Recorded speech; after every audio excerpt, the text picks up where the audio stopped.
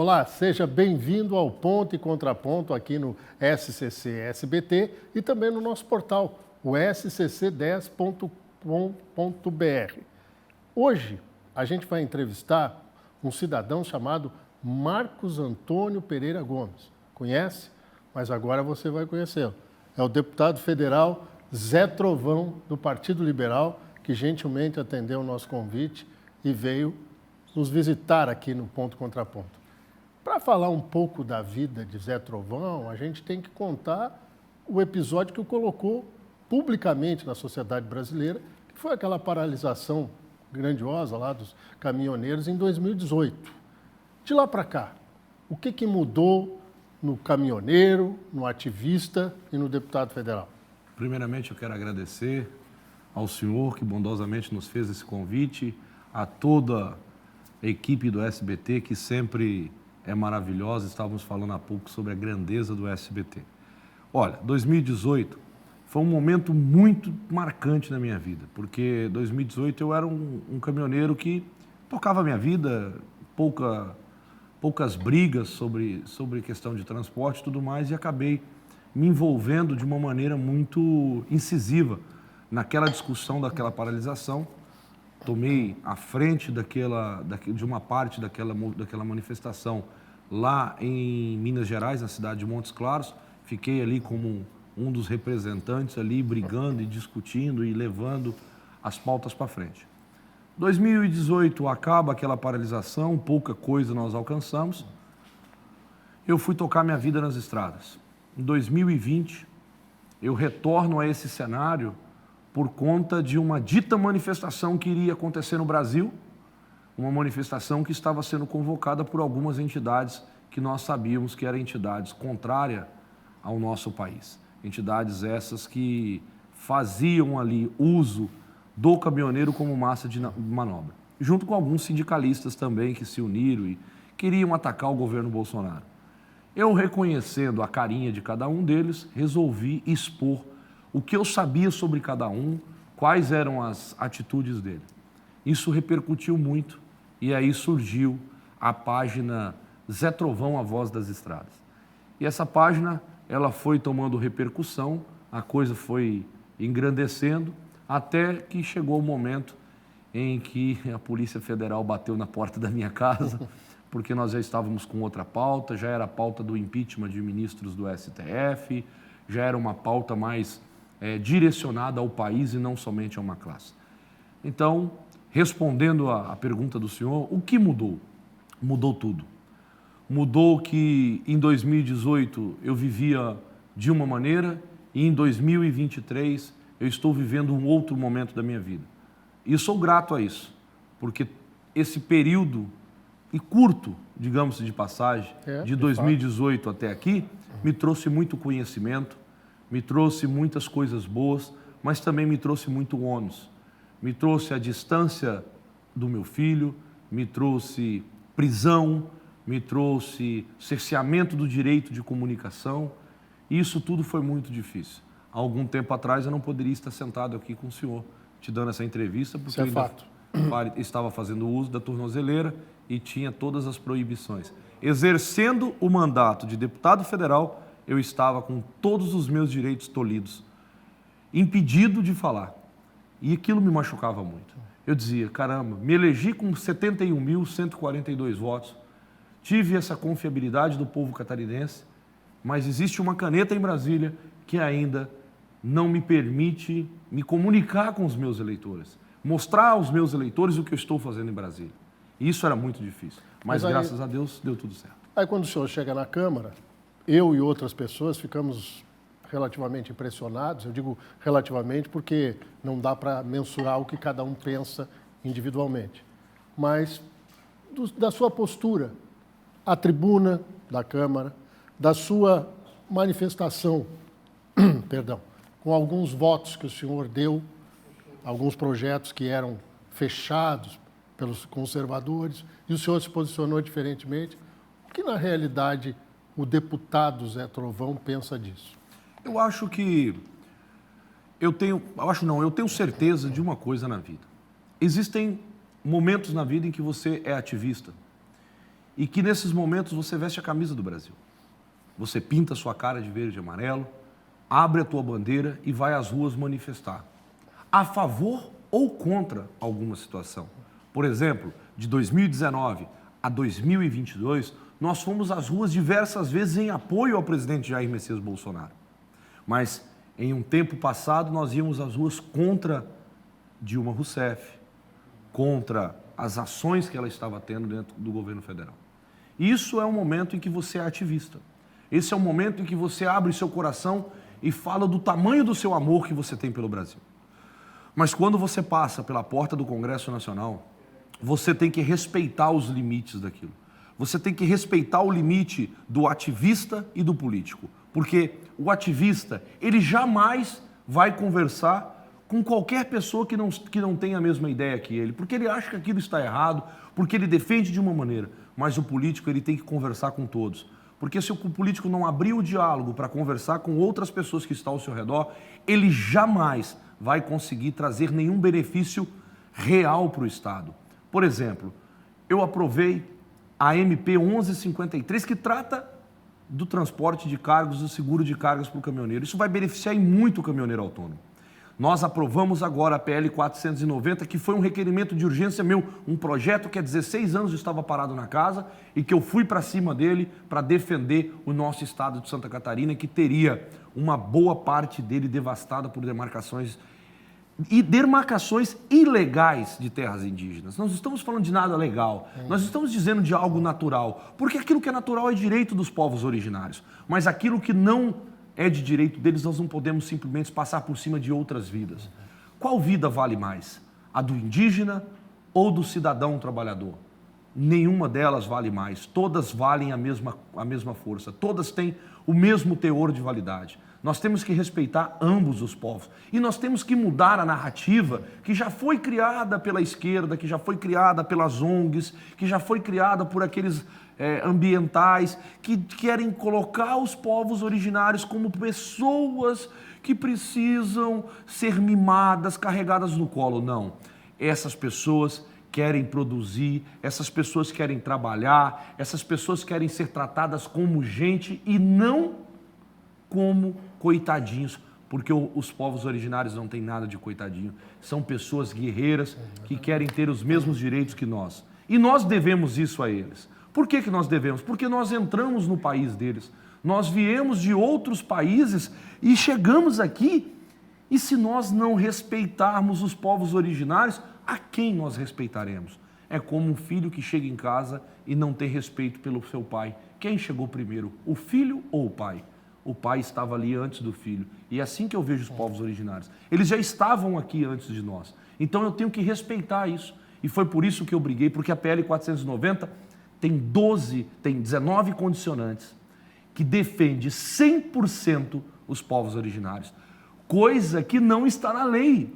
Por exemplo, a lei deu a outorga das terras aos povos originários como uma concessão. Nós estamos assegurando os povos originários a ter aquela terra. E que ninguém toque neles. Exatamente. Então a gente tem que ter essa consciência. Então o ativismo, ele nessas horas, ele não vai reverberar dentro da Câmara dos Deputados como algo positivo. Porque o ativista vai xingar, vai gritar, tá errado, vocês estão fazendo tudo errado, vocês são malucos, entre outras palavras que a gente não pode falar aqui. E isso vai te afastar daqueles votos que você precisa. Dentre os 513, nós conquistamos 363 votos. Nós tivemos uma vitória acachapante e que no final eu fui chamado de assassino. E eu digo para todo mundo, expressem o seu desejo como você quiser. Eu respeito a sua opinião. Se você acha que eu sou assassino, ok, eu acho, não. Eu tenho certeza que eu sou um pai de família, trabalhador, que quero dar os direitos àqueles que já foram tirados há muito tempo.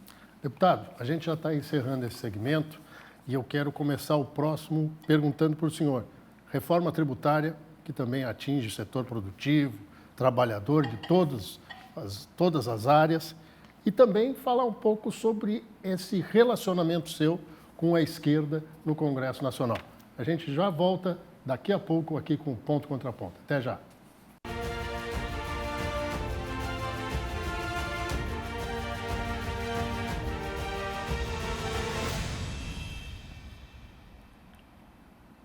ponto e contraponto aqui no SCC SBT, aquele nosso encontro com personalidades e fatos.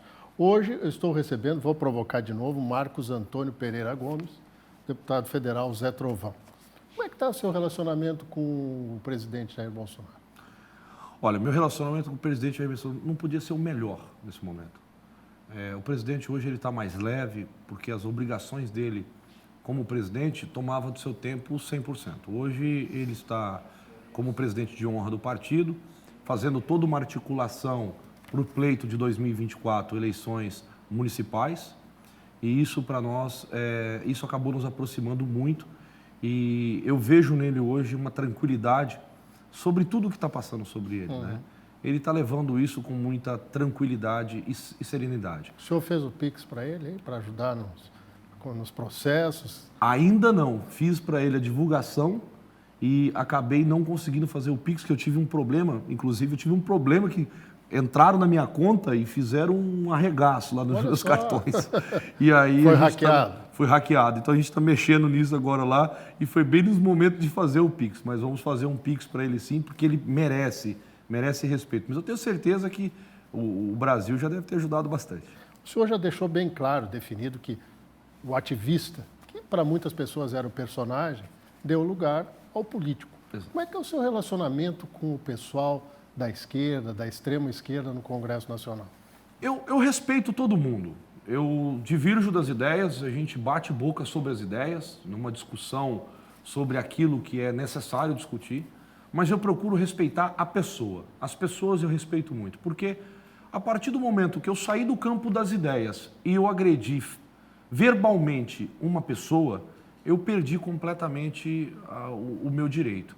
Eu acho que isso é uma coisa que tem que estar bem longe, inclusive do parlamento brasileiro. O parlamento brasileiro tem que ser um lugar rico de conteúdo, rico de cultura. E se nós não tivermos essa riqueza de cultura e de respeito, nós não teremos um parlamento forte. Então, eu mantenho a minha posição 100% contrária a qualquer ideia maluca deles, que só vem ideia maluca da esquerda, mas eu respeito as pessoas. Então eu consigo apertar a mão de uma pessoa, dar um bom dia, dar uma boa noite, dar uma boa tarde. Para mim isso não vai mudar a minha postura como patriota. Até mesmo porque eu sou conservador. E todo conservador é cristão. E o cristão, a primeira coisa que foi ensinada a ele é amar o seu próximo acima de você mesmo. Nós temos que amar o nosso próximo acima de nós. Como diz a Bíblia, ama o teu próximo como a ti mesmo. Quando fala como a ti mesmo, eu me amo acima de qualquer coisa.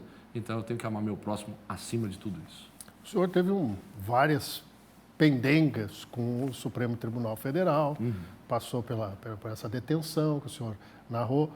Qual é a sua visão crítica hoje da atuação dos ministros do Supremo?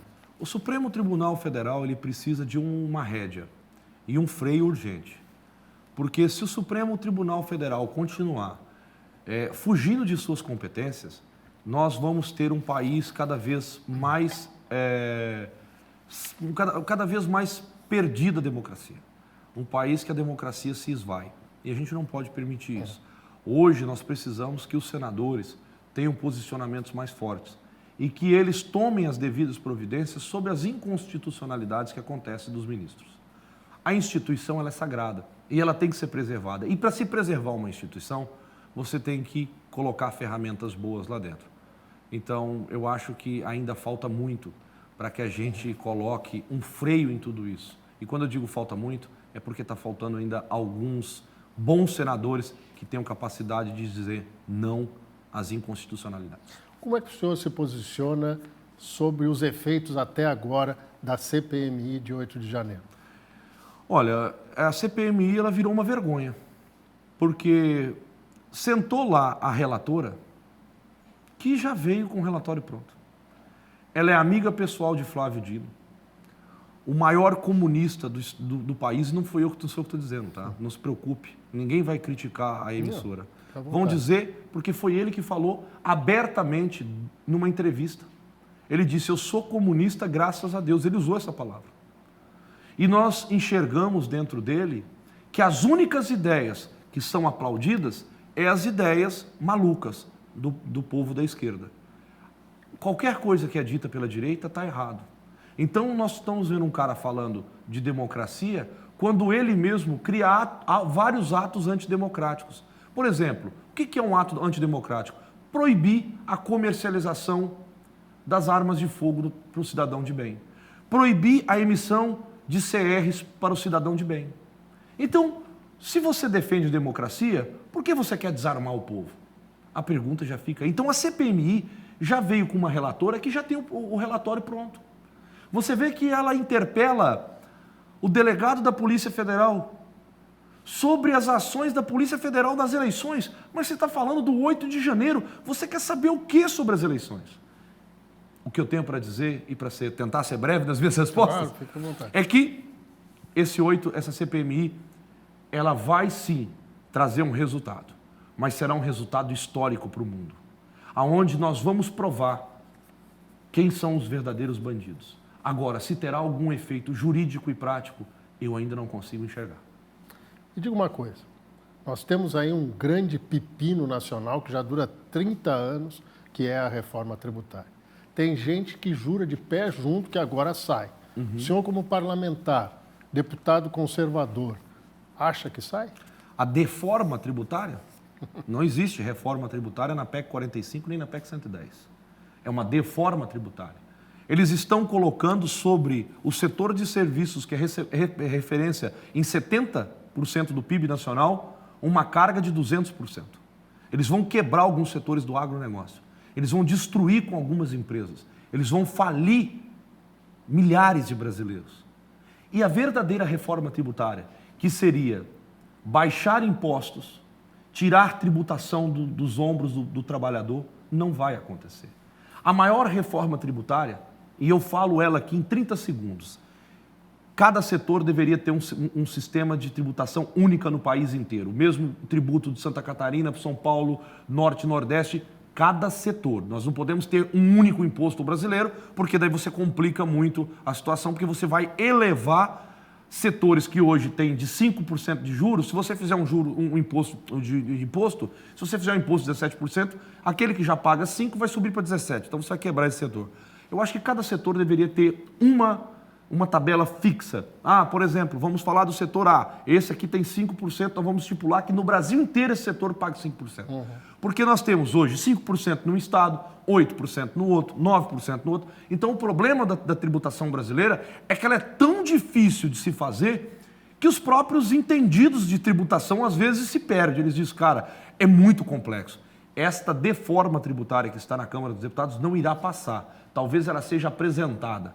Mas cada deputado que votar favorável a esse monstro criado nas garras do PT, que é para sobrecarregar mais uma vez o trabalhador, o Partido dos Trabalhadores, querendo jogar mais peso sobre o trabalhador, não pode passar. E se passar, nós temos que expor a cara de cada um dos deputados que votar a favor. Deputado, quando se elegeu este Congresso em 2022, se disse que seria o Congresso mais conservador da história do Brasil.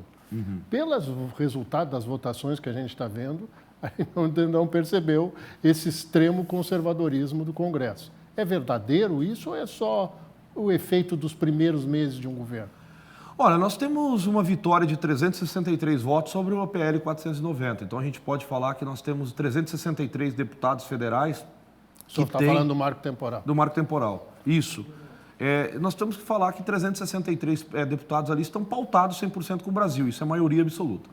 Perfeito. Então nós temos que começar a entender que, assim, em algumas votações, eu não posso julgar outras pessoas. Porque se eu julgar um deputado que votou favorável a um projeto que eu sou contra, eu estou deixando aquilo que eu acabei de falar aqui, que é o respeito ao voto. Cada deputado foi eleito. Quem tem que cobrar dele o voto é a base. Quando o cara erra, o que eu digo? Eu apresento a cara dele e digo, olha, esse deputado votou contra esse projeto que era muito importante para o país. Mas isso é o que eu posso fazer, eu não posso fazer nada. Mas eu acredito que nós temos um Congresso hoje já com uma força maior. E nós, nos próximos pleitos, iremos melhorar cada vez mais. Ainda tem muita raposa velha para correr ainda. Diga uma coisa, rapidamente, seus planos para 2024 e 2026. Continuar o meu trabalho da maneira que eu estou fazendo, exercendo o meu mandato, sem pensar em reeleição, olhando apenas para aquilo que eu tenho que entregar para Santa Catarina. Responsabilidade e muito trabalho e recursos que venham mudar a vida dos catarinenses.